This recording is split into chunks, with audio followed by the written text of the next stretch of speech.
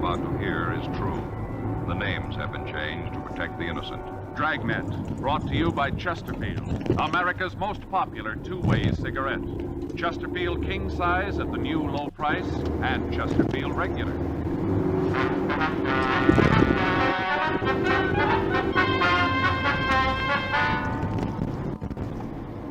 You're a detective sergeant. You're assigned to homicide detail. A man has been shot down on a street corner of your city. There's no apparent motive, no lead to the assailant. Your job, find him.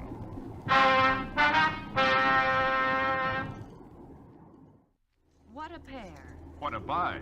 They're talking about Chesterfield King Size at the new low price. And Chesterfield Regular. They're the quality twins. Either way you like it, you get the same highest quality, the same low nicotine, the same wonderful taste and mildness, a refreshing smoke every time. Yes, the Chesterfield you smoke today is the best cigarette ever made, and it's America's most popular two-way cigarette. So buy a carton today. King-size Chesterfield at the new low price, or Chesterfield Regular. What a pair they are. They satisfy millions. They're best for you.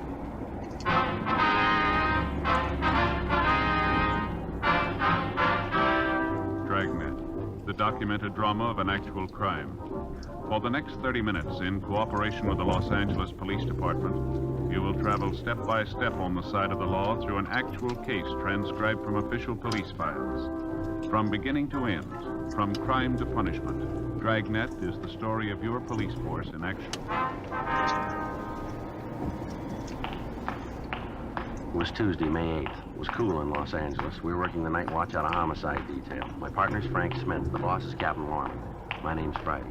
I was on my way over from the office, and it was 10:13 p.m. when I got to Georgia Street Receiving Hospital, the waiting room. Hi, Frank. Joe? How's he doing? I don't know. I'll talk to Dr. Sebastian. How's it look? Well, not too good. Slugs embedded in his lung caused a hemorrhage. He's getting a transfusion. What do you got on it? I just talked to the guys who came in with him for a minute. They didn't have a lot. Yeah. A call came in from a man who owns a newsstand at the corner of Normandy and Willowbrook. Is he the witness? Yeah. Anything there? I don't know. We'll have to talk to him. What do you got on the victim? Wait a minute. I got it here. Name's Matthew Denton. Address given is 18970 Taft Street in Hollywood. Did you get in touch with anybody? No, tried the house, but nobody was there. Anything else? And went over the personal property. Usual stuff, cigarettes, lighter, comb.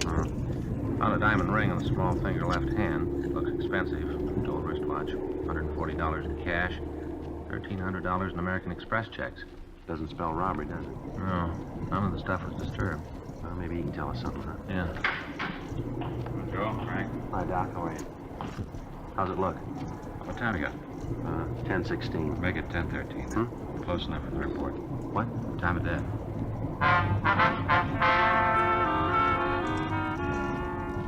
Matthew Trevor Denton, WMA. 31 years, 5'9", 164 pounds, had stopped living at 10:13 p.m. on May 8th. We didn't know who he was or why he died.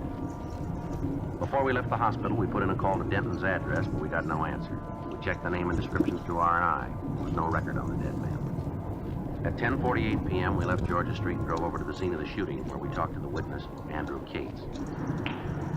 Right over there is where it happened. The bus stop. Uh-huh. I was standing right here. Right here.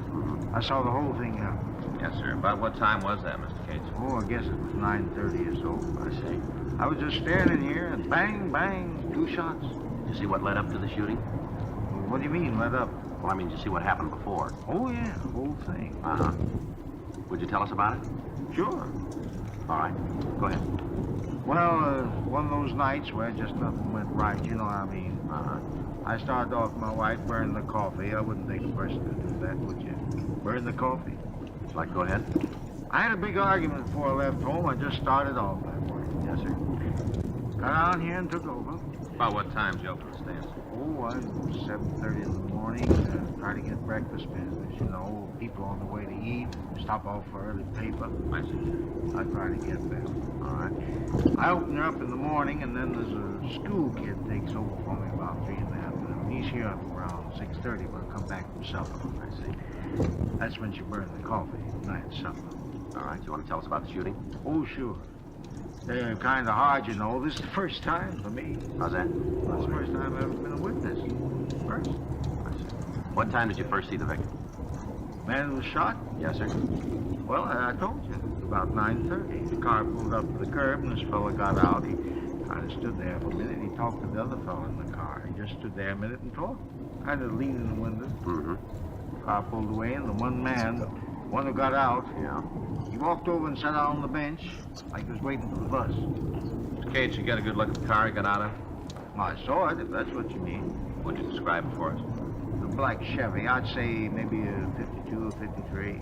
Sedan or coupe? No, it was a sedan, four-door. Nothing special about it. Did you get a look at the man that was driving? No, the light's kind of bad over there. You can see for yourself. The one fellow leaning in the car, I couldn't get a good look. I didn't pay a lot of attention to it anyway. It didn't seem anything to get all concerned about. All right, sir. You want to go ahead? Well, the fella sat there for a minute, not doing nothing, just waiting. Then this other car pulled up, right up the curb. Mm-hmm. One guy got out of the car, got right out, and walked over to the fellow sitting on the bench. I see. Oh, excuse me a minute, the customer. All right, sir. What do you think? I don't know. Old Bert always stops by same time. He gets one of each, you know, same time every night. Good old Bert. Yes, sir. I wonder if you go ahead with your story. Oh, yeah. Well, this car pulled up, and the fella got out. He walked over to the bench, started talking to the first man. They got in an argument. How do you know that? What? Well, how do you know they were arguing? Well, I could see standing over there, waving their arms around. I could even hear some of the yelling. It wasn't no trick at all to see that they were having some kind of trouble. Mm-hmm. Did you hear what the trouble was about? No, just a lot of yelling and waving. Heard no outright words. You want to go ahead, please? Well, next thing I knew was when the fella got out of the car, started swinging at the other one. That was the victim? Yeah, one who was shot. All right. Well, you just bet the guy tackled more than he could handle. The victim fella started to clean up on this other one. He just started to mop with it. I see. That's when the guy who was waiting in the car got out and went over to help his friends. Mm-hmm. Three of them kind of struggled around for a while, then the one from the car pulled the gun. Bang, bang. 2 shots. First guy dropped right down on the sidewalk. The other 2 got in the car and took off. Went roaring down Normandy. That way. Can you describe the second car? Well, not too good. I just got a glance at it. I wasn't paying a lot of attention at first. The time I figured I should take a good look at it was gone. I see. Now, how about the men driving? What do you want to know? Can you describe them? Not good. Well, if you tell us just what you can, Mr. Cates, it'd help. Sure. First one was a tall, lanky fellow. He didn't weigh much, sort of string beat. How tall would you say? Well, I don't know, close to 6'3", maybe 6'2", around in there. He was tall. About how old? 23, 25. I couldn't tell that too good. I see. What about his coloring? Was he light or dark? Light, blonde. How about his clothes? He had on a pair of jeans. One of them jackets, you know, made out of the same kind of material, rivets like on them. Mm-hmm. Were real tight jeans. Both of them were wearing them. Anything else you can tell us about the tall man? No. Was he the driver of the car? Oh, yeah, he was the one who did the shooting, tall fellow. Could you see the gun? Yeah, not good. Do you remember whether it was a revolver or an automatic? Oh, looked like a revolver to me. All right, now what about the other man? He was shorter than the first one. No run, but, shorter. Guess anybody that looks small makes the him. About how tall was he? Oh, he's about 5'9", 5'10". Give a couple, take a couple. How was he built? Sort of light, maybe 140. Anything else about the two men? Did either of them wear glasses, do you remember? No, not so as I can see. He might have taken them off, before they got out of the car. Might have, but I didn't see him when the fight started. Did either of them use a name that you could hear? I told you before, I couldn't hear anything they said. There's just a lot of yelling. The fight started. All right. There wasn't anything special about the two fellas to make them stand out. One tall, the other short. No big reason to remember them. Afraid you got it wrong, mister. Huh? We got a reason.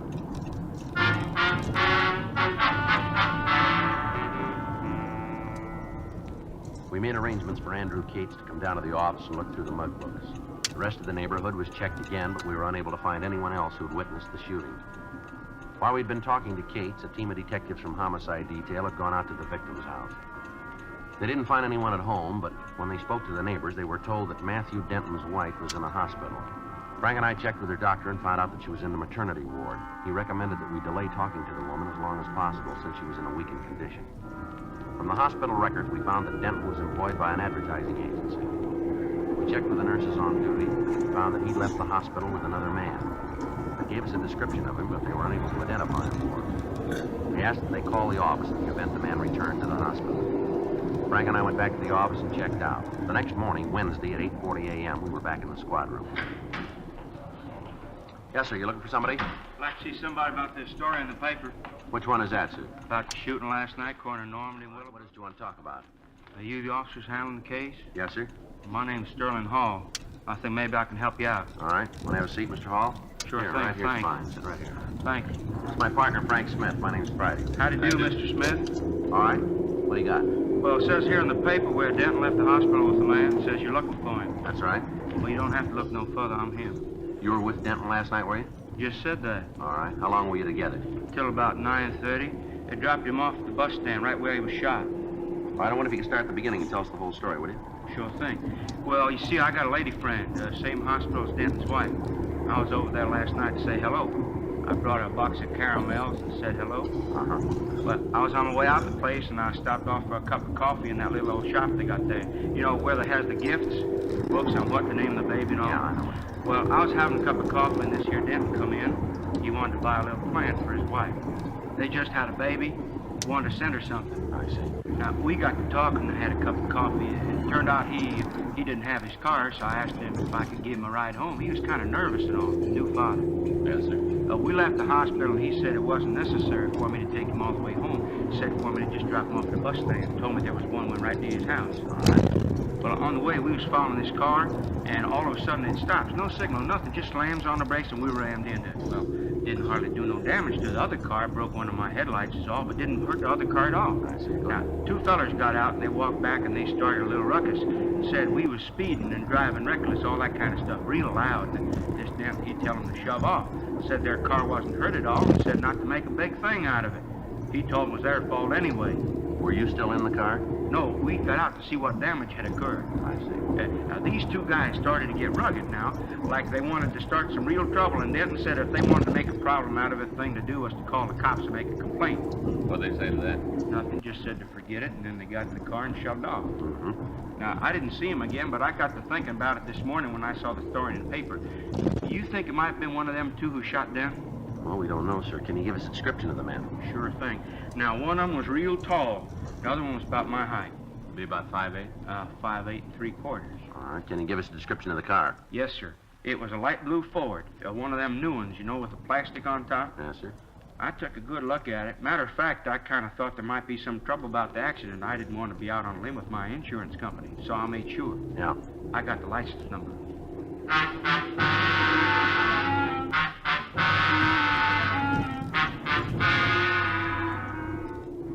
Well, I got a complete description of the two men. Frank checked DMV on the license number. 5 minutes later, he came back to the office. Joe? Yeah, you got it?